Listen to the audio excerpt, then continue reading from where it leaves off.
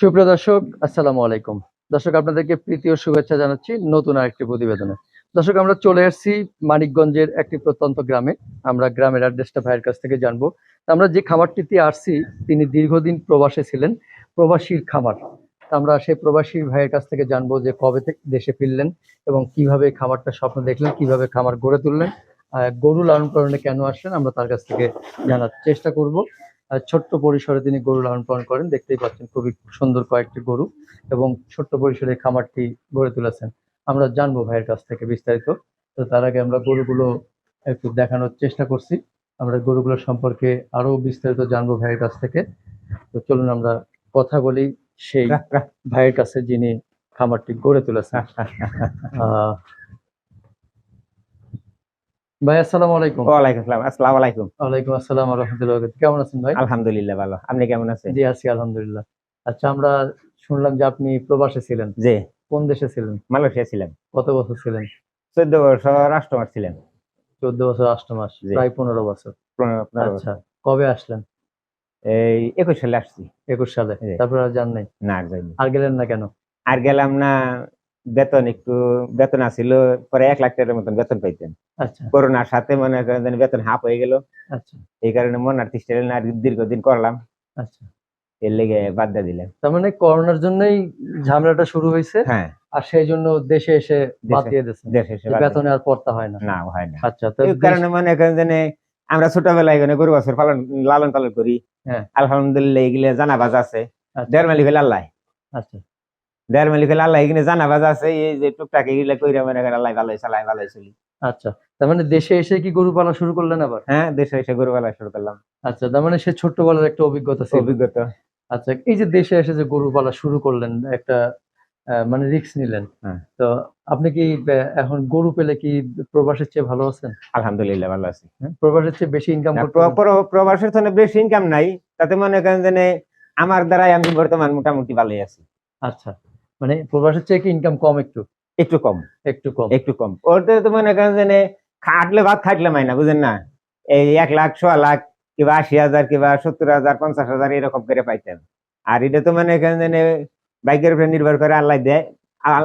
আল্লাহর রহমতে মোটামুটি 3 বছর ধরে গরু পালি ভালোই আছে। ভালো আছেন? আলহামদুলিল্লাহ ভালো আচ্ছা, আছে। তো প্রথম কত টাকা দিয়ে শুরু করলেন? আমি এ পর্যন্ত এই এই গড়টার শেষ সুদ নিয়ে হ্যাঁ, 5 লাখ টাকা বাজেট। 5 লাখ টাকা। 5 লাখ টাকা আচ্ছা, বাজেট। মানে এটা সব সেট নিয়ে 5 লাখ টাকা। হ্যাঁ, এই শেষ সুদ নিয়ে সবকিছু নিয়ে 5 লাখ টাকা মানে বাজেট। গরু কেনা সহ? একেবারে ইন ডিটেল চালান।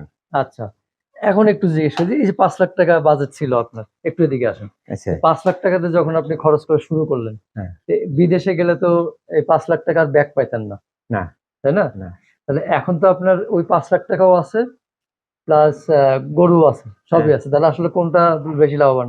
না, আমি 3 বছরে মোটামুটি মনে করেন যে আল্লাহ যা রাখছে এখানে 8টা আছে। হ্যাঁ, ছোট বড় 8টা আছে গরু। হ্যাঁ, এরপরে মনে করেন আরো 6-7টা বিক্রি করে দিচ্ছি। হ্যাঁ, বিক্রি করার পরে ওই সালাম তুলে কিছু লাভ আছে। লাভ আছে। হ্যাঁ, সালাম তুলে বর্তমানে এডি লাভ আছে। আচ্ছা, ধরেন এই 5 লাখ টাকাতে যদি আপনি বিদেশ যেতেন, মালয়েশিয়াতে আবার যাইতেন, আচ্ছা, 5 লাখের বেশি লাগতো না ওই রকমই লাগতো? ওই রকম লাগে। ওই রকমই। তাহলে 5 মাসে আপনি এই 5 লাখ টাকায় আপনি 3 বছরে কত টাকা কামাই করতেন? ধরেন এই করে ধরেন না, 3 লাখ করেই ধরেন বছরে। 3 লাখ, 9 লাখ, এই 15 15 লাখ। লাখ 15 লাখ। ওই রকম। খরচও তো হইতো। হয়তো তো 15 লাখের মধ্যে 5 লাখ বাদ দেন, থাকলো 10 লাখ। 10 লাখ। তাই না? হ্যাঁ, আবার খরচ হইতো আর আপনার। হয়তো। তাহলে টিকতো কত? ধরেন 6-7 লাখ নাকি? হুম। না, 8 লাখই ধরি। তাহলে 5 বছরে আপনার এখানে এখন 8 টা গরু আছে, আরো বেচছেন। আর বেশি। তাহলে আপনার তার চেয়ে বেশি আছে না? হ্যাঁ, ওই রকমই আছে। হ্যাঁ? এরপরে মনে করেন যে খালি তো এইটা না, মাঠে জায়গা জমিন আছে। তাহলে মাঠে জায়গা মানে জমিন। কিনছেন? হ্যাঁ, কিনছেন? না কিনে না, ওইখানে ওই যে টাকার উপরে বন্ধক রাখা। আচ্ছা। তো মোটামুটি তো দেখা গেছে যে সেই সেই তুলনায় মানে দেশেই ভালো আছে। আলহামদুলিল্লাহ দেশে ভালো আছে। বউ বাচ্চা নিয়ে, বউ বাচ্চা বাবা নিয়ে, মা বন্ধু নিয়ে, বান্ধব, আত্মীয় আত্মীয়-স্বজন। স্বজন নিয়ে এই আচ্ছা। ভালো তা আছে। আমরা একটু গরু দেখি। হ্যাঁ, দেখেন। আমরা আমরা ওই সাইড থেকে যদি দেখি, খালি কি ষাঁড় গরু মানে গাভী গরু পালেন না ষাঁড় গরু না, পালেন? ষাঁড় গরু পালি, ষাঁড় গরু উঠাবো এই তো এই আরো 2 মাস পর থেকে। আচ্ছা, কুরবানির জন্য। কুরবানির আচ্ছা, জন্য। আচ্ছা। তা আমরা এই যে ওই গরুটা দেখতেছি, এটা কি জাত ভাই? এইটা হ্যাঁ? এইটা হইলে জার্সি জাত। জার্সি। হ্যাঁ জার্সি। এটা কি কয়টা বাচ্চা দিচ্ছে না দেয়নি? এটা 3টা বাচ্চা দিছে। আমি এই গাবকালে কিনে আনছিলাম এক বাচ্চা, এটার বাচ্চা আছে আচ্ছা আচ্ছা। এটা যে 3টা দিছে। এটা দুধ দেয় কত লিটার নাকি? এইটার দুধ দেয় এখানে বর্তমান দিতেছে হইলে 4 লিটার। হুম। এটার 8 লিটার পর্যন্ত হয়েছে, 8 আবার লিটার। গাব হয়েছে। আচ্ছা, এখন গাব হয়েছে। হ্যাঁ। কি বীজ দেওয়া আছে? এটা বীজ দেওয়া আছে তো জার্সি বাচ্চাই। জার্সি বাচ্চা। জার্সি। আচ্ছা, তারপরে এটা কি সার? না এটা দামুর। দামুর না? হ্যাঁ এটা দামুর। গঠন টঠন দেখে মনে হচ্ছে সার গরু। না এটা দামুর। আচ্ছা, এটা কি কেনা না খামারের? না এটা কিনে আনছিলাম ওই আমার মামাতো ভাইয়ের কাছে, মানে গাবি কিনে আনছিলাম। আচ্ছা আচ্ছা। ও, মামাতো ভাইয়ের কাছ থেকে। হ্যাঁ গাবি কিনে আনছিলাম, গাবি বেচে চালাই দিছি। হ্যাঁ। ওই এটার পর আরেক বিয়ান দিছে। এটা কি এখনো তো হিটে আসছে কি না? হ্যাঁ এটা গাব। গাব। গাব। কয় মাসের গাব? এই তিনোটাই একই সমানের। আচ্ছা, ওই এইটা কি জাত ভাই? এটার সাইওয়াল। শাহিওয়াল না? সাইওয়াল। আচ্ছা, প্রথম গাব নাকি? প্রথম গাব। প্রথম গাব। আচ্ছা, তাহলে ওর মায়ের দুধের রেকর্ড জানা আছে নাকি? হ্যাঁ এর মায়ের দুধের জানা আছে। কত? 10 কেজি পর্যন্ত দোয়ান গেছে। 10 কেজি। হ্যাঁ। আচ্ছা, তারপরে আমরা এটা দেখতেছি, এটা কি জাতের গরু? ওটা অস্ট্রেলিয়া করজ আর কি। Australia cross. ফুল অস্ট্রেলিয়া না করজ। ক্রস। আচ্ছা, এটা দুধের রেকর্ড কেমন? ওটারও 10 কেজি হয়। 10 কেজি। হ্যাঁ 10 কেজি। আচ্ছা আচ্ছা। এটা কি এখন দুধ দিচ্ছে? দুধ দিচ্ছে। আচ্ছা, ওটাও গাব। এটাও গাব। ওটাও গাব। আচ্ছা, আর এই বাচ্চা দুটো কোন গাভীর? ও বাচ্চা দুইটা হইলে এই বাচ্চাটার মায়ের বিক্রি করে দিছি। আচ্ছা, আর এই বাচ্চাটার মায়ের কুরবানি দিছি। কুরবানি দিয়েছেন? হ্যাঁ এই বছর। ও আচ্ছা, এই দুটাই কি বকনা? হ্যাঁ এই দুটাই বকনা? হ্যাঁ বকনা। আচ্ছা, প্রিয় দর্শক দেখতে পাচ্ছেন, খুবই সুন্দর। তো আচ্ছা, এই যে আমরা দেখতেছি গরুগুলোকে কি খাওয়ান বেশিরভাগ? এই ঘাস খাওয়াই। ঘাস? হ্যাঁ। গুড়া ভুসি বা এগুলো কিছু খাওয়ান না? ওগুলা খাওয়াই কম। কম? হ্যাঁ। যে আচ্ছা। সঙ্গে ঘাস মাঠে না থাকে, হ্যাঁ। ওই সঙ্গে যে সঙ্গে ঘাস কইমা জায়গা ওই সঙ্গে ই খাওয়াই। আচ্ছা, ওই সময় একটু গুড়া ভুসি খাওয়ান। আর এখানে ঘাস আছে, এখানে ঘাস খাওয়াই বেশিরভাগ। আচ্ছা, ঘাসে তো মাশাআল্লাহ গরু সুস্থ থাকে ভালো। আলহামদুলিল্লাহ। আচ্ছা, তার মানে আপনি এই যে 5 লক্ষ টাকাতে শুরু করে এখন এই গরুর থেকে কত টাকার গরু আছে আপনার খামারে? এখানে একটা ধরেন মানে এখানে 5 লাখ আছে। 5 লাখ আছে হ্যাঁ বর্তমানে। বর্তমানে? হ্যাঁ। আবার বিক্রি করছেন? হ্যাঁ বিক্রি করছি। বিক্রি করছেন, তারপরে? বিক্রি করছি 6টা ষাঁড় বিক্রি করছি, একটা গাই, 2টা গাই বিক্রি করছি, তারপরে একটা গাই কুরবানি দিছি। আচ্ছা, যাক মাশাআল্লাহ। তাহলে এই যে আপনার প্রবাসের অভিজ্ঞতা আছে, গ্রামে গরু পালার অভিজ্ঞতা আছে, এখন দুইটা যদি আপনি করেন কোনটা ভালো সবচেয়ে বলেন তো? এখানে এলে সবসময় এলে মনে করেন যে কোনো সময় যে কোনো যুগ বুঝেন না, যখন কিনা প্রবাসী ছিলাম তখন আব্বা ছিল, আব্বা মারা যাওয়ার পর সংসারে নিজের উপরে দাঁড়াই গেল।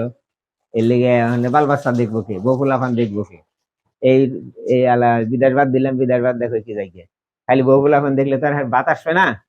জায়গার সাথে কিছু গরু পালি, সাথে কিছু গরু পালারি বিক্রিতে মনে করেন চকে মাঠে কিছু জায়গা জমি। গরুতে লস নাই তো মাসে? না আমার তো লস হয় না। লস হয় না? না। অনেকের তো লস হয়। অনেকের লস হয় বুঝেন না, মনে করেন সবার ভাগ্য তো আর এক না, না সবার তো বিদেশে যায় কেউ মারা যাইতাছে, কেউ কাজ পাইতেছে না, ঘুরাইতেছে, এরকম হইতেছে না। আচ্ছা কেউ যায় দীর্ঘদিন বৈশা রয়েছে, এইরকম সব জিনিস কপালের উপর নির্ভর করতে হইব। সবই আসলে ভাগ্য, এটাও হ্যাঁ, ভাগ্যের উপর এটাও নির্ভর ভাগ্যে। করে। তবে আরেকটা জিনিস, এটা যদি সঠিকভাবে ওদের খেদমত করা যায়, ওদের ভালোবাসা যায়, ওদের যত্ন করা যায়, তাহলে কিন্তু ওরা মানে বেইমানি করে না। না এদিক দিয়ে এটা নিশ্চিত। কিন্তু আমি একটু কথা একটু গল্প করি। এই গাইডের মা আমি 1,14,000 টাকা দিয়ে কিনছিলাম। এইটার রাইখে এইটার সাথে ছিল তখন 1,14,000 টাকা দিয়ে কিনছিলাম, এইটার মায়ের 2.5 লক্ষ টাকা বিক্রি করে দিছি। মাশাআল্লাহ। কতদিন আগে? এই গত এই যে গেল কুরবানির আগের কুরবানিতে। আচ্ছা, তখন ওখানে এইটা আছে, এটার এক বাচ্চা আছে সাথে।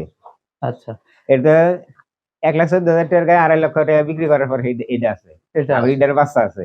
এটার বাচ্চা এটা? না ওইটার বাচ্চা বাহিরে। বাইরে আছে? হ্যাঁ। আচ্ছা, আর আবার গাব হইছে। আবার গাব হইছে। হ্যাঁ। তার মানে এটাও যদি এখন বিক্রি করতে যান তাহলে তো মাশাআল্লাহ 2 লাখ 2 লাখ টাকা, 1.5 থেকে 2 লাখ টাকা বিক্রি হ্যাঁ, 2 করতে লাখ। পারবেন।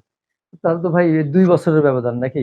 বছর 3 বছর 3 বছর। 3 বছর 3 বছরে 1,14,000 টাকাতে নিয়ে সেটা 2.5 লাখ টাকা বিক্রি 2.5 লাখ করছেন। টাকা বিক্রি করছি। এবং তার সাথে এটা ছিল, এটাও এখন 2 লাখ টাকা। হ্যাঁ আবার এটার বাচ্চা আছে, বাচ্চা আছে, প্লাস দুধ তো পাচ্ছেন, না দুধ আছে, আবার গাব আছে, আবার গাব আছে। হ্যাঁ। তাহলে তো ভাই আসলে লস নাই। না আমার বর্তমানে আমার তো আল্লাহর রহমত ভালোই আছি। খুবই সুন্দর একটা কথা আমরা শুনলাম দর্শক, যে গরুতে আসলে লস নাই যদি সঠিকভাবে লালন না পালন এদের করা যায়। মনে করেন যে একটা জিনিস, আপনি মনে করেন যে ভাত এক বেলা খাইয়ে সারাদিন হাঁটতে পারবেন না। ওই রকম গরুটারও মনে করেন যে টাইম টু টাইম খাওয়া লাগবে, টাইম টু টাইম না হইতে হইব। ওটার যে সময় দরকার, বিশ্রামের দরকার, খাওয়ানোর দরকার, নাওয়ানোর দরকার, তাই করতে হইব। মানে একটা কথায় বলা যায় যে কারো কাছ থেকে কিছু নিতে গেলে হুম। দিতে হবে, হ্যাঁ, সেরকম ওকে ওকে যদি সঠিকভাবে খাওয়ান দাওয়ান করা যায় ও দেবে। সময় দিতে হইব, এগুলো সময় মনে দিতে হবে। করেন যে ই করতে হইব। খালি খাওয়াইলেও হবে না, এটা ঘুম পাড়ান লাগবো, খালি ঘুম পাড়াইলেও হবে না, খাওয়ান লাগবো, গোসল করান লাগবো, টাইম টু টাইম দিতে হইব।